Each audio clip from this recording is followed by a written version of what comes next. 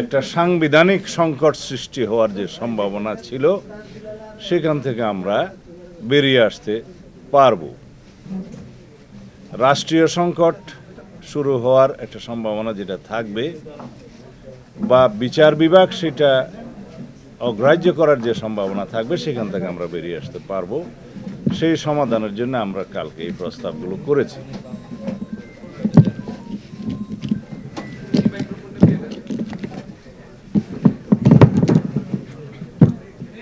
এখন প্রসঙ্গক্রমে সবাই সে আলোচনায়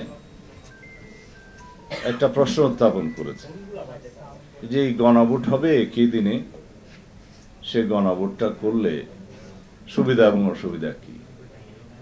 আমরা সুবিধার কথা বলেছি এই জন্য এই নির্বাচনটা হওয়ার জন্য আর 2-3 মাস বাকি আছে। একটা জাতীয় সংসদ নির্বাচন আয়োজন করা একটা মহাযজ্ঞ। এই আয়োজন একই আয়োজন করতে হবে যদি আলাদাভাবে আর একটা গণভোটের আয়োজন আমরা করি তার আগে, কারণ একই ব্যালট বাক্স এলি, একই pulling officer, presiding officer, booth centre, সমস্ত আয়োজন, সমস্ত বাজেট সবকিছু হবে, অথচ ফলাফল একই।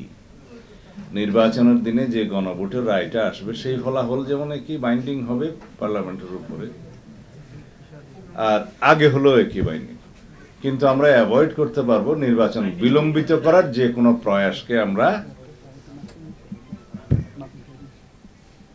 বিলম্বিত হওয়ার যে কোনো প্রয়াসকে আমরা অ্যাভয়েড করতে পারবো।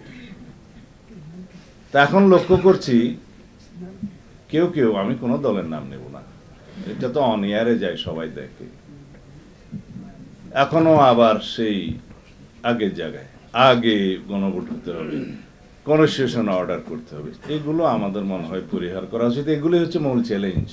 নির্বাচনটা চ্যালেঞ্জ না।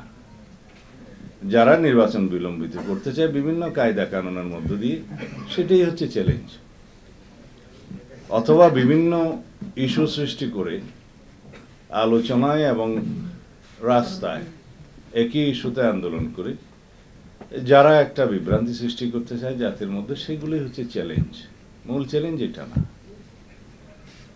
যারা পিআর করে জনগণকে বা বাংলাদেশকে একটা অস্থিতিশীল সরকার ব্যবস্থার দিকে নিয়ে যেতে চাই, সেগুলি হচ্ছে চ্যালেঞ্জ। এটা চ্যালেঞ্জ না। তা আমরা বলেছি এই গণভোট আয়োজনের জন্য যে আইনি বিধানগুলো করা দরকার সেগুলো কনস্টিটিউশনকে স্পর্শ করবে না। কারণ সংবিধান পরিবর্তন হলে, সংশোধন হলে, যে সমস্ত আর্টিকেলগুলো পরিবর্তন হলে গণভোটের বাধ্যবাধকতা আছে সেগুলো নির্ধারিত আছে আর্টিকেল 142-তে। কিন্তু সেই সংশোধনীটা যখন হবে তখন তার পরবর্তী বিষয় চূড়ান্ত অনুমোদনের জন্য রাষ্ট্রপতি স্বাক্ষরের আগে যেতে হবে গণভোটে। সেই জায়গায় আমরা এখন আসি নাই। আমরা বলেছি সংবিধানে অন্যান্য জাতীয় ইস্যুতে গণভোট করা যাবে না এমন কোনো বিধান নাই। সুতরাং সরকার অধ্যাদেশ জারি করে অথবা আরপিওতে সংশোধনী এনে একটা গণভোট পরিচালনা করার জন্য নির্বাচন কমিশনকে ক্ষমতা প্রদান করতে পারে এবং নির্বাচন কমিশন সেই গণভোটটা করতে পারবে একই দিনে জাতীয় সংসদ নির্বাচনের দিনে। এখানে ফলাফল কি আগে হলো একটা সুবিধা আছে যে একই আয়োজন, একই অর্থ ব্যয় এবং একই লজিস্টিক, একবার বুথ সেন্টারে যাওয়া, তাতে এই সুবিধা পাওয়া যাবে।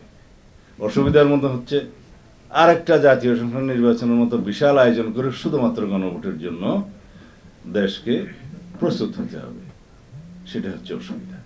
কিন্তু ফলাফলে কি সেটার একটা লক্ষ্য থাকতে পারে, এই নির্বাচন যেন বিলম্বিত হয়, সেদিকে আমি যাব না। কিন্তু আরো একটা প্রশ্ন এসছে যে জাতীয় সংসদ নির্বাচনকে যাতে অসুবিধার মধ্যে না ফেলে, যাতে জনগণকে বিভ্রান্তির মধ্যে না ফেলে, সেই জন্য নাকি 2টা ব্যালট দিলে একটু একই দিনে অসুবিধা হবে। এইটা কিরকম প্রশ্ন আমি বুঝলাম না। এখনই তো আমরা 3টা ব্যালটে ভোট দিতে অভ্যস্ত। স্থানীয় সরকার নির্বাচনে চেয়ারম্যানের জন্য একটা, মহিলা মেম্বারের জন্য একটা, পুরুষ মেম্বারের জন্য একটা দিচ্ছি না। যদিও সেই নির্বাচনগুলো ফ্লড হয়েছে, বাট দিচ্ছি তো। উপজেলা নির্বাচনে উপজেলা চেয়ারম্যানের জন্য একটা, মহিলা ভাইস চেয়ারম্যানের জন্য একটা, পুরুষ ভাইস চেয়ারম্যানের জন্য আমরা দিচ্ছি তো। সিটি কর্পোরেশন মেয়রও এরকম 2-3টা ব্যালট থাকে। তো সুতরাং আমাদের জনগণ অভ্যস্ত। গণভোটের জন্য যে ব্যালটটা হবে সেই ব্যালটে আমাদের সাধারণ জনগণের বোঝার জন্য নির্বাচন কমিশন প্রচারণা দিতে পারে। এই যে লাল চিহ্নের মধ্যে টিক দিলে না, গ্রিন চিহ্নের মধ্যে টিক দিলে হ্যাঁ, এরকমও হতে পারে। খুব সিম্পল করা যায়। আর গণভোটের প্রশ্ন তো জনগণের সামনে উন্মুক্তই থাকবে। এই যে জুলাই জাতীয় সনদ যেভাবে স্বাক্ষরিত হয়েছে, অঙ্গীকারাবদ্ধ হয়েছে, তার পক্ষে আছেন কি নাই, হ্যাঁ অথবা না।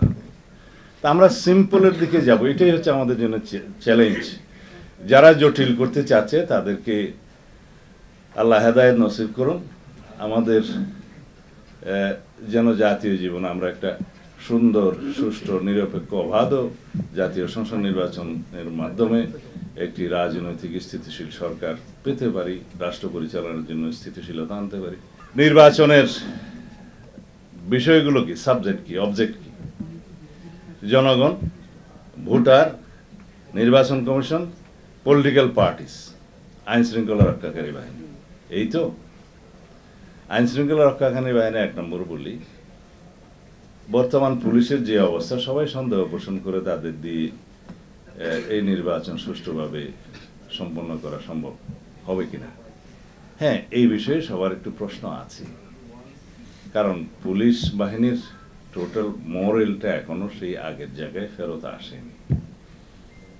কিন্তু তাদের সহায়তার জন্য 1 লক্ষেরও বেশি সেনাবাহিনীর সদস্যগণ কাজ করবেন, সেটা ইতিমধ্যে সেনাপ্রধান এবং সরকার প্রকাশ করেছে। এই তথ্য তাদেরকে সেই বিষয়ে ট্রেনিংও দেওয়া হচ্ছে। পুলিশ বাহিনীর বাইরেও যেগুলো সহযোগী বাহিনী আছে, আনসার, বিডিপি সহ অন্যান্য, তাদেরও প্রশিক্ষণ চলছে। কিন্তু আমি যেখানে গুরুত্ব দিতে চাই সেই বিষয়টা হচ্ছে, জনগণ এইবার এত বেশি উদ্গ্রীব হয়ে আছে, উন্মুখ হয়ে আছে একটা সুষ্ঠু নির্বাচনের জন্য। তারাই মূল ভূমিকা পালন করবে। মূলত আইন শৃঙ্খলা রক্ষা বাহিনী হবে গৌণ, মুখ্য ভূমিকা পালন করবে জনগণ। যে এইখানে কেউ অনিয়ম করার চেষ্টা করলে জনগণই পাহারা দেবে।